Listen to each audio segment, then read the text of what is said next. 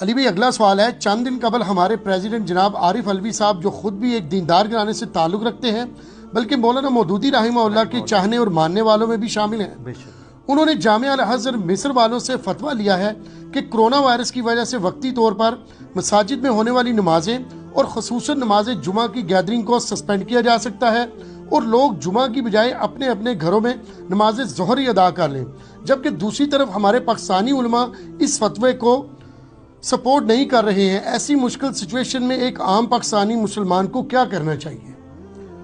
پہلی تو بات یہ کہ یہ ڈاکٹر عارف علوی صاحب جو ہیں حافظہ اللہ تعالی انتہائی دیندار شخصیت ہے، کوئی شک نہیں، ان کی دینداری میں کوئی شک نہیں ہے۔ یہ اپنے ہاسپٹل میں باقاعدہ خود درس بھی دیتے تھے، اب تو خیر وہ جب سے پریزیڈنٹ بنے تو یہاں ان کی مصروفیات ہیں، اور نماز بھی خود پڑھاتے تھے۔ اور یہ جو ان کے بارے میں لوگوں نے مشہور کر دیا شیعہ ہیں، یہ سنی خاندان سے تعلق رکھتے ہیں، مودودی صاحب کے فالوور ہیں، بلکہ جماعت اسلامی کے رکن بھی رہے ہیں۔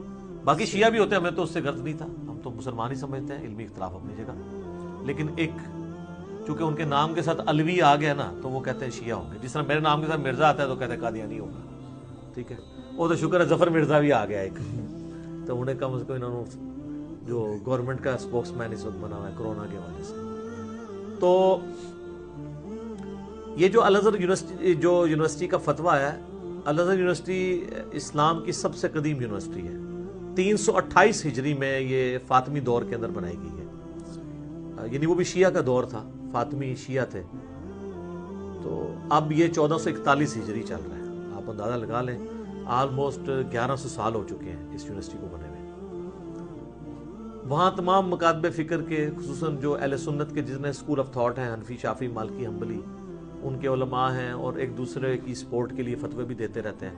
حنفیوں کو مالکی فتویٰ چاہیے ہو تو وہ مل جاتا ہے، مالکیوں کو حنفی چاہیے ہو تو وہ مل جاتا ہے۔ یہ فتویٰ جو آیا نا جی، یہ فتویٰ جتنا مرضی یہاں پہ فتوے منگوا لیں، ڈاکٹر صاحب جو ہیں ہمارے پریزیڈنٹ صاحب، یہاں کے علماء نے ان فتووں کو نہیں ماننا۔ یہ تو ان کی میں سمجھتا ہوں کہ کمظرفی ہے اگر یہ سمجھ رہے ہیں۔ یہاں چاہیے کہ پریزیڈنٹ ہوں یا پرائم منسٹر، یہاں کے بڑے علماء کو، مفتی منیب الرحمان صاحب کو، مفتی تقی عثمانی صاحب کو، امین شہیدی صاحب کو، ساجد میر صاحب کو، یہ سارے فرقوں کے میں نے بڑے بڑے علماء کے نام لیے، ان کو آپ اعتماد میں لیں، ان کی میٹنگ کال کریں اور ان کو پوری سچویشن بتا کے ان کے ذریعے جو چیز امپلیمنٹ ہوگی وہ مانی جائے گی۔ ورنہ میں آپ کو بتاؤں، نہ پاکستان کی پولیٹیکل گورنمنٹ، نہ پاکستان کے ریاستی ادارے، چاہے پولیس ہو، فوج ہو، ایجنسیز ہو، کوئی ایسی چیز امپلیمنٹ نہیں کر سکتے جس کو پاکستان کے علماء سپورٹ نہ کریں۔ یعنی اس چیز کو میں المیہ بھی سمجھتا ہوں اور خوش قسمتی بھی سمجھتا ہوں، کیونکہ بعض اوقات واقعی ہمارے ان علماء جن سے میں سخت اختلاف رکھتا ہوں، ان کے سٹینڈنگ کی وجہ سے کئی ایک غیر اسلامی چیزیں بھی دب جاتی ہیں۔ میں اسپیسیفکلی اس کیس کی بات نہیں کر رہا، جنرل بات کر رہا ہوں۔ جس طرح پاسپورٹ سے انہوں نے وہ اسلام کا خانہ نکال دیا تھا، تو اس وقت پھر علماء کی وجہ سے ان لوگوں کو ڈسیزن واپس لینا پڑا۔ یہاں پر میں سمجھتا ہوں جو پاکستانی علماء نے انہوں نے جو فتویٰ دیا ہے وہ بڑا آپٹیمل فتویٰ ہے۔ انہوں نے فتویٰ یہ دیا ہے کہ جو بہت بوڑھے ہیں، کمزور ہیں، بچے ہیں، جو ونریبل ہیں، وہ اپنے گھروں میں ہی کوارنٹین میں رہیں، وہیں پہ نماز قائم کریں جماعت کروا کے، اور جو صحت مند لوگ ہیں وہ مسجد میں آئیں اور ایک دوسرے سے ہاتھ نہ ملائیں، کیونکہ اصل چیز تو سلام کرنا ہے۔ میرا بھی اس پہ پہلے بھی کلپ آ چکا تھا، لاکھوں لوگوں نے وہ دیکھا ہے۔ اور احتیاط کریں اور نماز مختصر ہو، واپس چلے جائیں۔ لیکن گورنمنٹ ایک سٹیپ آگے گئی ہے، انہوں نے کہا کہ نہیں، یہ لوگ بھی گھروں میں نماز پڑھیں، مسجدیں ہم لاک نہیں کریں گے، مسجد کی جو انتظامیہ یا جو مؤذن اور امام مسجد ہیں بس وہی اذان دیں تاکہ اذانوں کی آواز بھی آتی رہے، مسجدیں بھی جماعت سے خالی نہ ہوں، بس 2-4 لمیٹڈ لوگ نماز پڑھ لیں تاکہ باقی لوگوں کی طرف سے ایک فرض کفایہ کے طور پہ ادا ہو جائے۔ کیٹاسٹرافک کنڈیشن ہے، تو اس پہ بھی علماء ایگری ہیں۔ میرا خیال ہے جس چیز پہ علماء ایگری کیے ہوئے ہیں اس کے اوپر ہی جانا چاہیے، اتنا ایک کوئی سخت رویہ نہ اختیار کر لیا جائے کہ پھر آپ امپلیمنٹ کرنا مشکل ہو جائے۔ اور اس کو سپورٹنگ وہ احادیث بھی ہیں، بخاری مسلم میں کئی احادیث ہیں کہ نبی الاسلام سخت سردیوں میں اور بارش کے موسم میں اذان کے اندر حی علی الصلاح، حی علی الفلاح کی جگہ یہ ایڈ کروا دیتے تھے سلو فی رحالکم یا سلو فی الرحال یا سلو فی بیوتکم، اپنے گھروں میں ہی نماز پڑھو. اور بلکہ بخاری مسلم میں حدیث ہے کہ جمعے کا دن تھا تو ابن عباس نے مؤذن کو اذان کے دوران ٹوکتے ہوئے کہا. اس پہ امام بخاری نے باب باندھا ہے کہ اذان کے دوران گفتگو بھی کر سکتے ہیں، اور کہا کہ تم یہ ساتھ بول دو. بعد میں کچھ لوگوں نے اعتراض کیا تو ابن عباس نے کہا کہ بھئی میں بھی جمعے کی نماز کو فرض ہی سمجھتا ہوں، بخاری کے الفاظ ہیں، لیکن نبی علیہ السلام لوگوں کو تکلیف میں نہیں ڈالنا چاہتے تھے. تم میں سے کوئی شخص مسجد میں آئے وہ کیچڑ کی وجہ سے ڈسٹرب ہو جائے. اچھا بعض لوگ کہہ رہے ہیں کہ جی وہ جو علماء ہے نا وہ کہتے ہیں جی وہ جو آیا نا کہ گھروں میں نماز پڑھو، یہ اس لیے کہ لوگ کیچڑ میں سلپ نہ ہو جائیں، ورنہ اگر سڑکیں پکی ہوتی تو سلو فی الرحال نہ ہوتا. تو میں ان کو کہوں گا کہ یہ آپ آدھی حدیث پیش کر رہے ہیں. بخاری مسلم میں الفاظ ہے کہ سخت سردیوں کے موسم میں بھی نبی علیہ السلام یہ کہتے ہیں. سردیوں کے موسم میں کون سا کیچڑ تھا؟ بارش میں تو کیچڑ مانا جا سکتا ہے، تو سردیوں کے موسم میں کیا تھا؟ آنے میں تکلیف، خوف. جو صحیح مسلم میں اوپر تلے 10 احادیث ہیں 1629 سے آنورڈ. ابن عباس کہتے ہیں کہ اللہ کے نبی علیہ السلام نے بغیر خوف کے، بغیر بارش کے اور بغیر سفر کے، یعنی مدینہ شریف میں ہمیں زور اثر کی نمازیں جمع کروائی اور مغرب اور عشاء بھی جمع کروائی. تو تابعین نے پوچھا کیوں کیا تھا ایسا؟ کہا تاکہ امت کے لیے آسانی ہو جائے، کوئی حرج باقی نہ رہے، کوئی تنگی باقی نہ رہے. تو اس سے رزلٹ نکلا کہ آپ نمازوں کو جمع بھی کر سکتے ہیں بغیر خوف کے، بغیر بارش کے اور بغیر سفر کے بھی کبھی کبھار. تو اس میں امپلائڈ ہے کہ خوف کے ساتھ، بارش کے ساتھ اور سفر کے ساتھ تو ویسے ہی کر سکتے ہیں، اور اس کو سپورٹی بخاری مسلم میں درجنوں احادیث موجود ہیں. میرے الگ سے کئی کلپس اس کے اوپر موجود ہیں.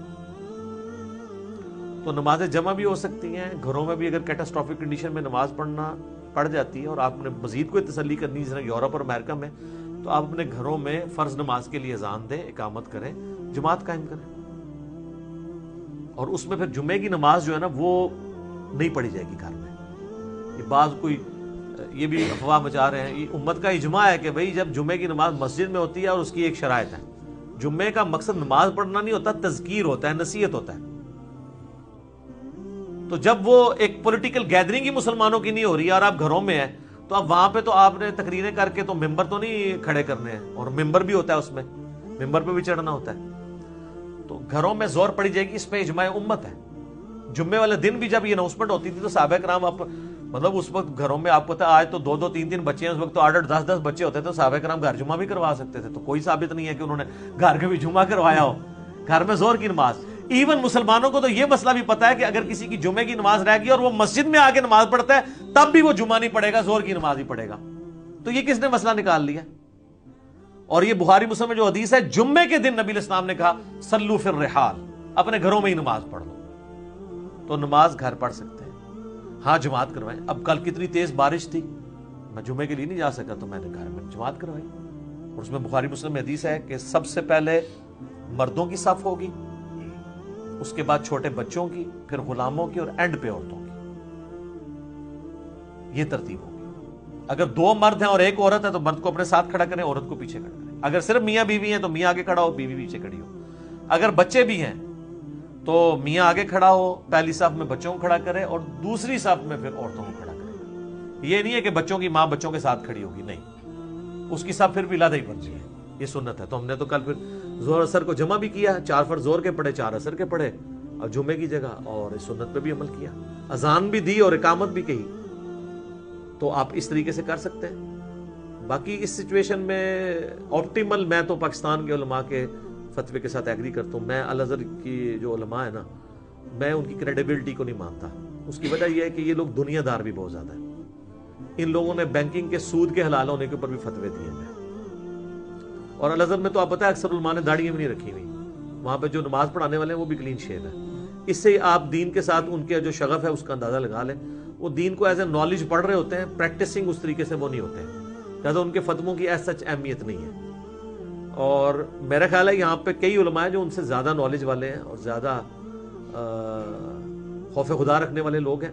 ہماری گورنمنٹ کو چاہیے ہمارے ملک کے جو اپنے علماء ہیں ان کے فتووں کو فالو کریں. یہاں پہ بڑا ابھی تک تو علماء آپ کا پورا اس اعتبار سے ساتھ دے رہے ہیں، اور میڈیا پہ آ کے وہ ڈاکٹرز کی جتنی بھی ہدایات ہیں انہی کے اوپر چلنے کو پبلک کو کہہ رہے ہیں خام خواہ مطلب.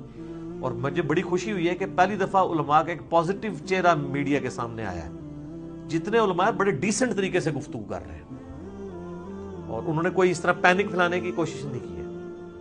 باقی ایک دیوبندی عالم نے کل وہ جلندری صاحب نے بڑی اچھی بات کی ایک ٹی وی ٹاک شو میں، انہوں نے کہا یہ آپ جو بار بار کہہ رہے ہیں نا کہ ہماری کورونا کے خلاف جنگ ہے، یہ الفاظ نہ استعمال کریں، یہ اللہ کی طرف سے آئی ہوئی آزمائش ہے. آپ کہیں کہ ہم کورونا کے علاج کی کوشش کریں گے، کیونکہ ان چیزوں کے ساتھ آپ جنگ نہیں کر سکتے بلکہ آپ علاج کریں گے.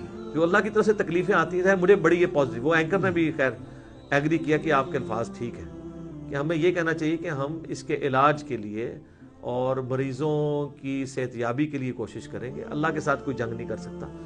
اللہ سے دعا مانگیں گے کہ اللہ تعالیٰ اس آفت کو ہم سے ٹالے. ہاں آمین ثم